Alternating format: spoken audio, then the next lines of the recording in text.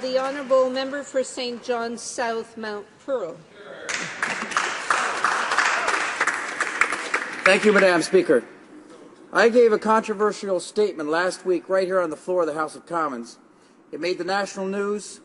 The statement was all the talk of the town back home in Newfoundland and Labrador. And although I had to later apologize for some unparliamentary language contained in that statement, which you're familiar with, Madam Speaker, the sentiments were dead on the money. The sentiments were the opinions of my constituents, who are always right, and the sentiments were direct quotes that I wrote down during a town hall meeting earlier this month in my riding of St. John's South Mount Pearl, a town hall meeting called to discuss this Trojan horse budget bill, a bill that's going over like a lead weight in Newfoundland and Labrador and indeed across this country, Madam Speaker.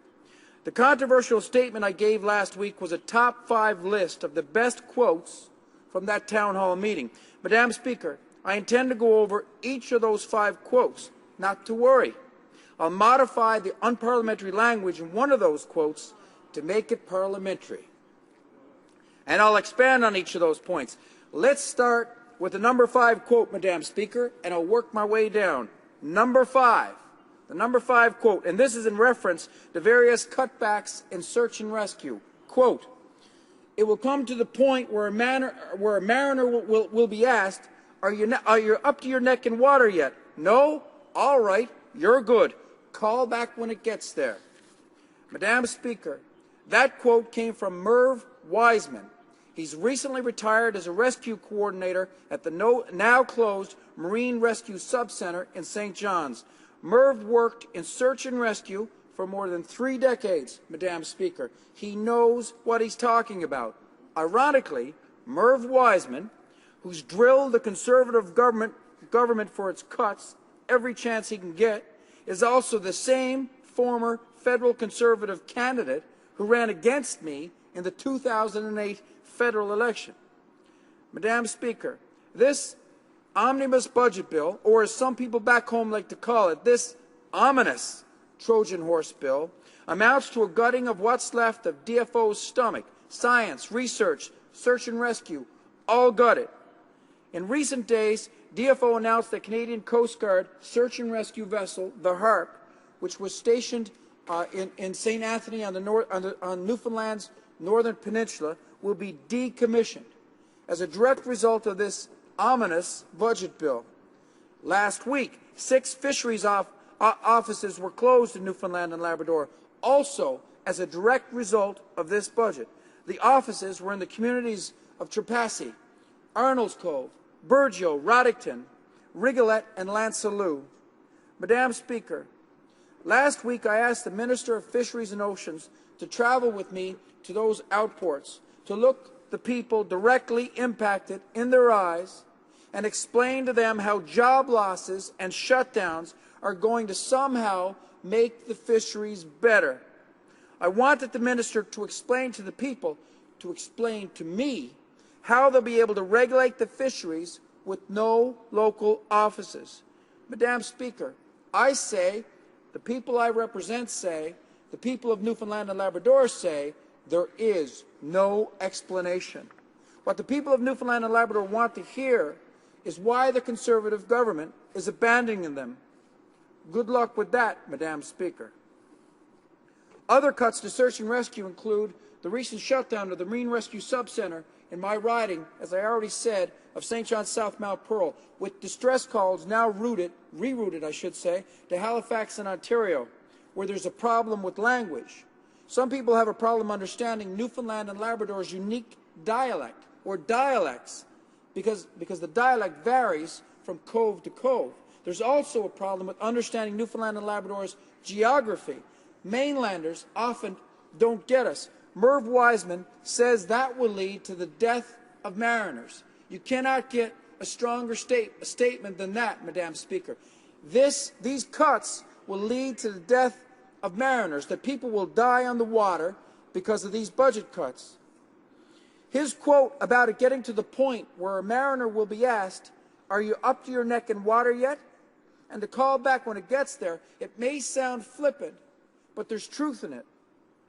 It is almost to that point, Madam Speaker. The water is rising. The water is rising. The Conservative government knows the water is rising, and the Conservative government does nothing.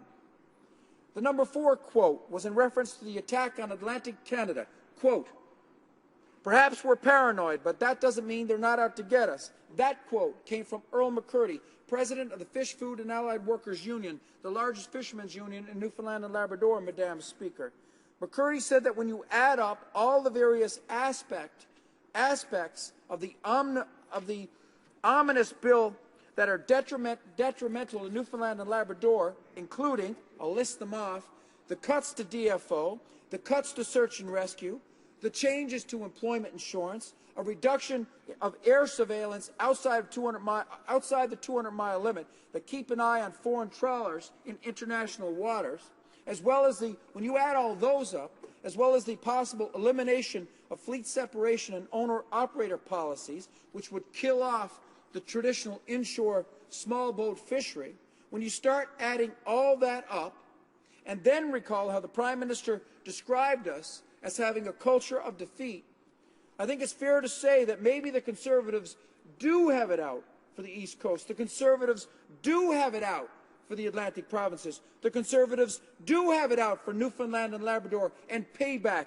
for former Premier Danny Williams's anybody but Conservative campaign. I have news for you, Madam Speaker. The only talk of defeat in the Atlantic provinces, the only talk of defeat, despite what the Prime Minister says, is in reference to the Conservative government. People want the Conservatives brought down. They want the Conservatives and the Prime Minister defeated. That's the only talk of defeat where I come from, Madam Speaker. The number 3 quote was in reference to environmental legislation. Quote, "Less science equals less knowledge. It's basically like driving with the lights off." That quote came from Chris Hogan. He's the executive director of the Newfoundland and Labrador Environment Network. 1/3 of this massive 421-page ominous Trojan horse budget bill, a full 1/3 of the bill, is dedicated to environmental deregulation, a full 1/3. The ominous budget rips the word habitat right out of the Fisheries Act, cutting to the chase. By removing habitat, what it will mean is that if a fish doesn't have what they deem to be economic value, it will be destroyed to make way for a pipeline or a mine.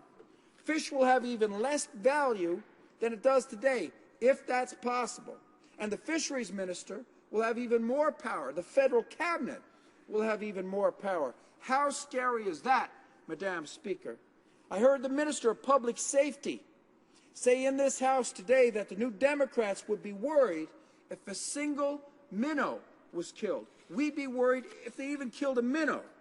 Madam Speaker, under successive Conservative and Liberal governments, commercial stocks such as cod, flounder, capelin, herring, on and on and on, have all been battered, have all been beaten, have all been decimated. One stock after another stock after another stock. I wouldn't trust this Conservative government, the Minister of Public Safety, with a goldfish. The government argues all legislation contained within this Trojan horse bill is to the economic benefit of the country.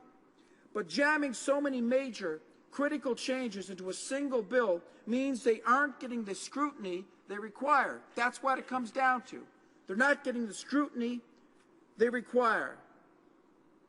The Conservatives, I say, Madam Speaker, are out to try and get one past Canadians. The number 2 quote from my town hall meeting, Madam Speaker, is this, quote, "This Prime Minister isn't my Prime Minister. He's the CEO of Corporate Canada, and his cabinet are the board of directors." That quote came from Ken Kavanagh, head of the Northeast Avalon Regional Economic Development Board.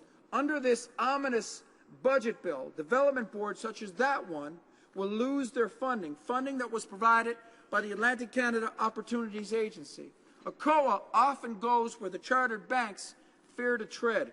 Add the development board funding to the list of items that make us paranoid that the Conservative government is out to get us. the growing list, I say, Madam Speaker. And the number one quote, I'm getting to it. I don't have 1 minute left? Time has elapsed. Perhaps the honourable member will have an opportunity to add his... Order, please. Order, please. But I would remind the honourable member that he can't say indirectly what he can't say directly. The honourable parliamentary secretary to the Minister of Environment. Well, thank you, Madam Speaker. I'd like to ask my colleague opposite about the number one quote I got from my town hall, which was, why does the NDP leader want to give pink slips to the hundreds of thousands of people who work in the energy sector? Why does he want to pit workers in one sector of the economy against others? I'd ask my colleague opposite why he won't support the energy sector and why he won't support the measures that are so common sense to support the long-term growth and prosperity and protect the long-term sustainability of our social programs here in this country. The honourable member for St. John South Mount Pearl. Thank you, Madam Speaker, and I thank the honourable member opposite for the question.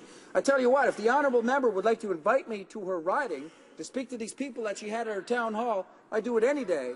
If it wasn't for the energy sector that this honourable member speaks about, where I come from in rural Newfoundland and Labrador, which has been, our fishery's been decimated, as I mentioned in my speech, if it wasn't for the energy sector and the jobs in Alberta, rural Newfoundland and Labrador would have sunk a long time ago. What's happening in this country, Madam Speaker, is that this Conservative government has lost the balance between the environment and business. They've lost the balance. Everything is at the expense of the environment. There has to be balance. The Conservatives have lost it. Questions and comments? The honourable member for Random Buren St. George's. Thank you, Madam Speaker. And I'm going to ask my honourable colleague a question that I asked of the government member earlier tonight, and I didn't get an answer because it was obvious that there wasn't a full understanding or an appreciation for the issue. So I'm going to ask you with respect to the appeal boards. You know there have been regional appeal boards, and with the changes to EI that the minister is proposing, those appeal boards will go by the wayside. And we'll end up with just one mechanism for people to appeal, and they'll have to do it online instead of that face-to-face opportunity where they really get to make their case.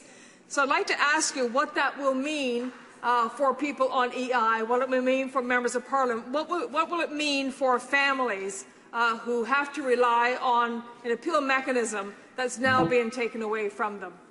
The honourable member for St. John South Mount Pearl. Thank you, Madam Speaker, and I thank the honourable member from Newfoundland and Labrador for the question.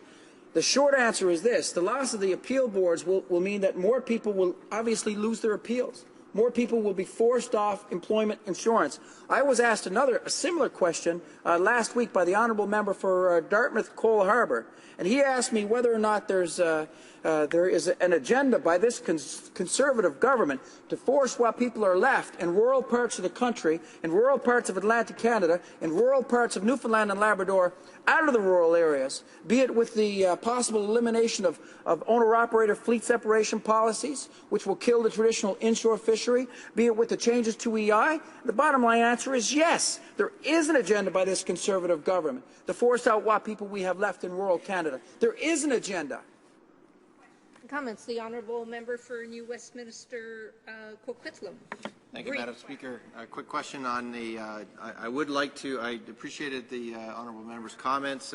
I would like to ask him about the 70 or the changes to 70 pieces of legislation that are going to happen in this omnibus bill. But I'm on the edge of my seat. I want to hear the number one quote in his town hall meeting.